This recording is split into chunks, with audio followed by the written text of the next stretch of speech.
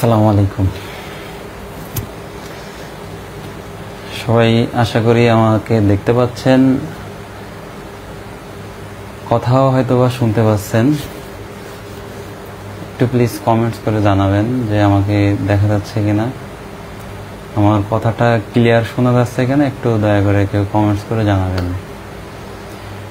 তো সম্মানিত আমার ফলোয়ার্স বৃন্দ এবং আমাকে যারা ভালোবাসেন, আমার কলিজার ভালোবাসার ভাই ও বোনেরা, সবাইকে আসসালামু আলাইকুম।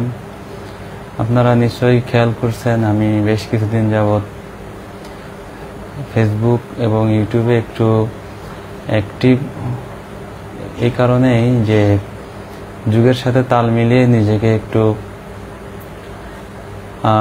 কিছু একটা করার চেষ্টা করতেছি। তবে আপনাদের উৎসাহ উদ্দীপনা এগুলো আমাকে আরো বেশি সাহস যোগাইতেছে। তো আশা করি আপনারা আমাকে আরো বেশি উৎসাহ দিবেন, সাহস দিবেন। তো আজকে যে উদ্দেশ্যে লাইভটাতে আসলাম সেটা হলো, আজ সারাদিন এত বেশি ব্যস্ততা ছিল এবং ব্যস্ততার ফাঁকে মাঝে মাঝে অনলাইনে বিভিন্ন কাজে প্রবেশ করছিলাম। তো ঘুরে ঘুরে বেশ কিছু ভিডিও চোখের সামনে আসলো যেগুলো আসলে সহ্য করার মতো না। আমার মনে হলো যে আমি মুসলিম হিসেবে আমাকে আমার জায়গা থেকে আমার যতটুকু সামর্থ্য আছে সে অনুযায়ী আমার চেষ্টা করতে হবে। বিকজ অফ আমি একজন ইমানদার, আমি নিজেকে মুসলিম দাবি করি।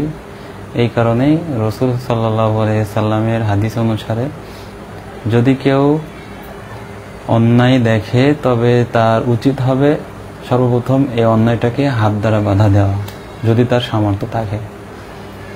এরপর যদি তার সেই সামর্থ্য না থাকে তাহলে হাত দ্বারা বাধা না দিতে পারলে সেটাকে কি করবে, মুখ দ্বারা বাধা দিবে। তার যদি সামর্থ্য থাকে সে বিভিন্ন সিস্টেম করে মুখের কথা দ্বারা এই অন্যায়টাকে রুখে দেওয়ার চেষ্টা করবে।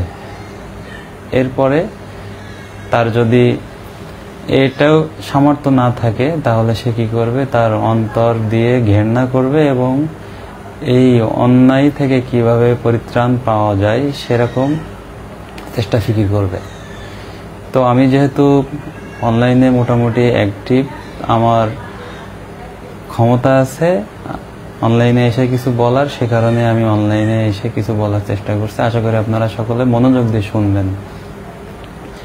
তো প্রথমে যে কথাটা বলতে যাচ্ছিলাম সেটা হলো, দুপুর 12টা থেকে বিকাল 4টা পর্যন্ত আমি 5 থেকে 7 বার ফেসবুকে স্ক্রলিং করছি। তো এর ভিতরে কমপক্ষে 8 থেকে 10টা ভিডিও আমার চোখের সামনে আসছে যেগুলো আমি একদম শুরু থেকে শেষ পর্যন্ত কোনোভাবে আমি দেখতে পারি নাই। অন্য কোনো সুস্থ মানুষ হলে দেখতে পারতো কিনা সেটাও আমার জানা নাই। তো ভিডিওগুলো এরকম ছিল যে, প্রথমে যে ভিডিওটা আমার চোখে আসে সেটা হলো, দেখি পানির ট্যাঙ্কির উপরে একজন মানুষকে কিভাবে যেন উঠাই নিয়ে গেছে জানি না।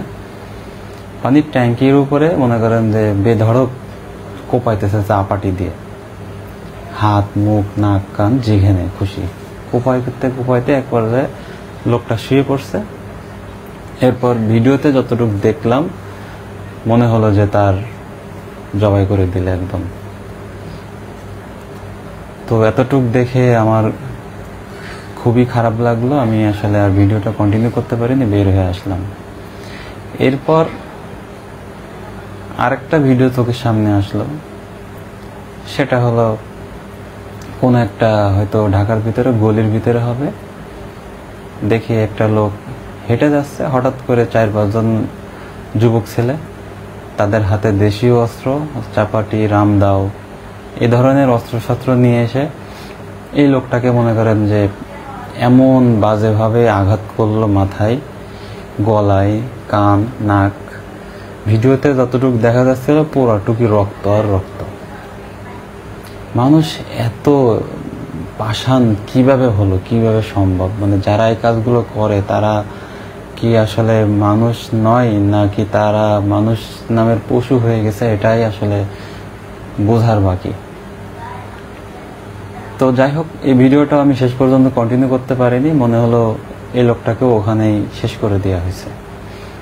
এরপর কিছুক্ষণ পর আরও এরকম স্ক্রল করতেছি, দেখি এরকম আরও একটা ভিডিও, সেখানে একজন চটপটিওয়ালা চটপটি বিক্রি করতেছিল, তাকে কিছু স্থানীয় লোকজন এসে চাঁদা চাইছে, হয়তো সে চাঁদা দেয় নাই, তাকেও এরকমভাবে মানে চেয়ার টেবিল দিয়ে ইচ্ছা মতো মায়ের পিট করে তার কান নাক মুখ ফাটাই দিল।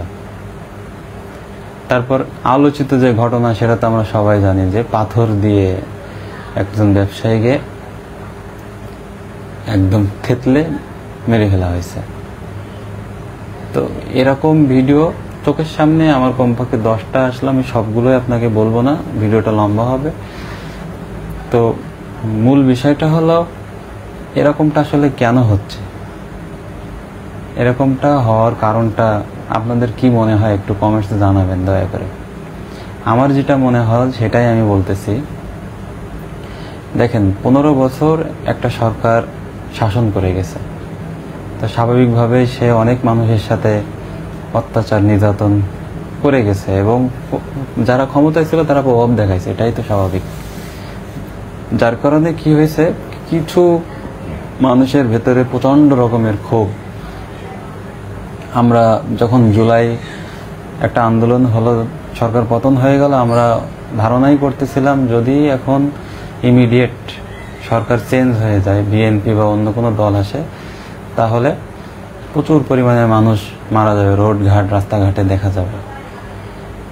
কিন্তু এখন পর্যন্ত যেহেতু কোনো স্থানীয় সরকার নির্বাচনের মাধ্যমে, ভোটের মাধ্যমে এখনো দায়িত্বপ্রাপ্ত হয় নাই, তারপরেও দেখা যাচ্ছে যে এরকম ঘটনা অহরহ সামনে আসতেছে। বিগত 15 বছর কিন্তু এই ঘটনা গোপনে ছিল, এই ঘটনা কিন্তু বিগত 15 বছরও ছিল, কিন্তু আমরা দেখতে পারি নাই। কারণ হচ্ছে তখন ডিজিটাল আইনের মাধ্যমে ফেসবুক ইউটিউবটাকে বন্ধ করে রাখা ছিল, এখানে কেউ দিতে কোনো কিছু সাহস পাইতো না। এখন যেহেতু সবাই দিতে পারতেছে, যে এইগুলো ভিডিও আমাদের চোখের সামনে আসতেছে, তো আসলে মানুষ এমন নরপশু, এমন মানে অমানুষ রূপান্তর হয়ে গেছে যে একজন মানুষকে এইভাবে হত্যা করলে তার মনের জ্বালা মেটে। এমন ক্ষোভ একজন মানুষ আর একজন মানুষের প্রতি রাখতে পারে। তো আমাদের আসলে করা উচিতটা কি?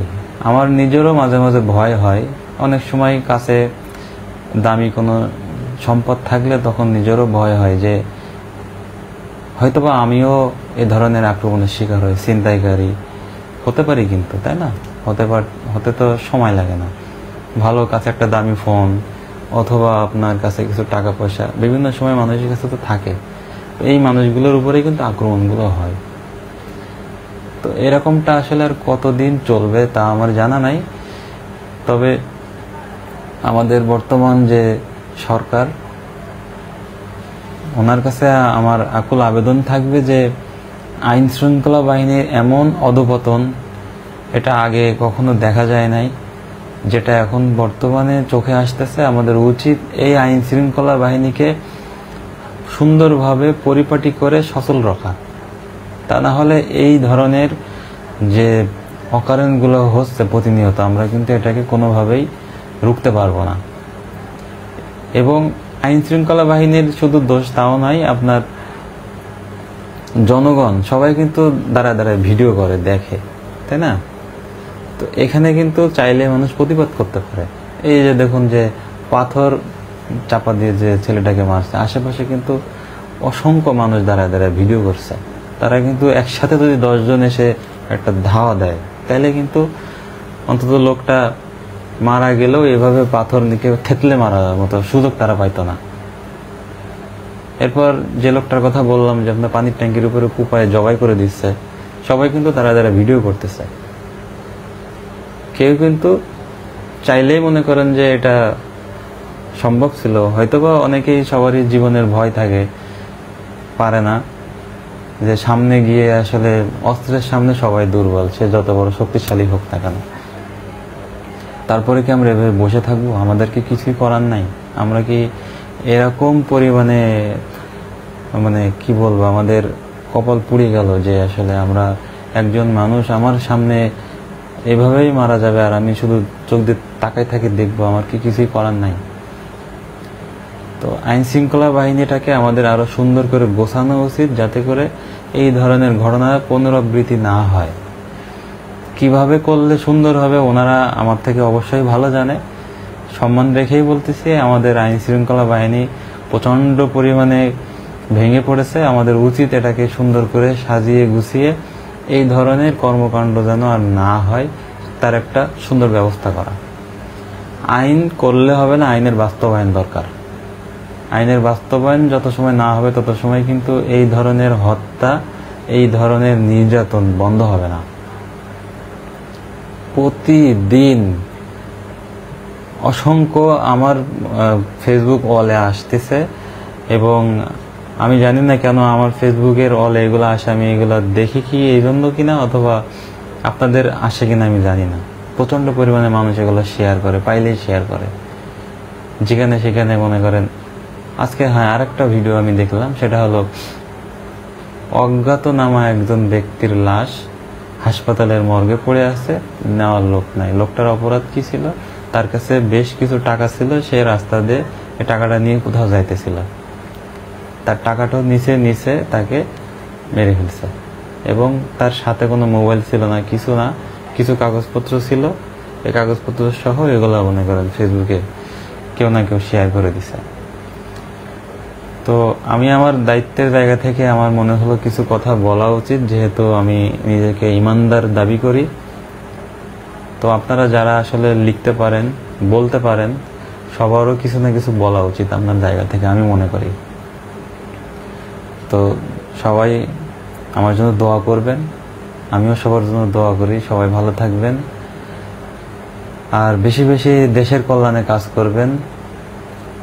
আমাদের যে উস্তাদি ফাউন্ডেশন আছে, আপনারা জানেন আমরা এই উস্তাদি ফাউন্ডেশনটাকে এমনভাবে তৈরি করার চেষ্টা করতেছি যেন এটা একসময় বৃহৎ আকার ধারণ করে, বহু মানুষের উপকার হয়। সেই লক্ষ্যে আমরা সামনের দিকে এগিয়ে যাচ্ছি। আপনারা আমাদের কল্যাণার্থে দোয়া করবেন, আমরা যেন মানুষের কল্যাণে থাকতে পারি।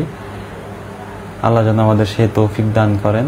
আল্লাহ হাফেজ, সকলে ভালো থাকবেন। আসসালামু আলাইকুম।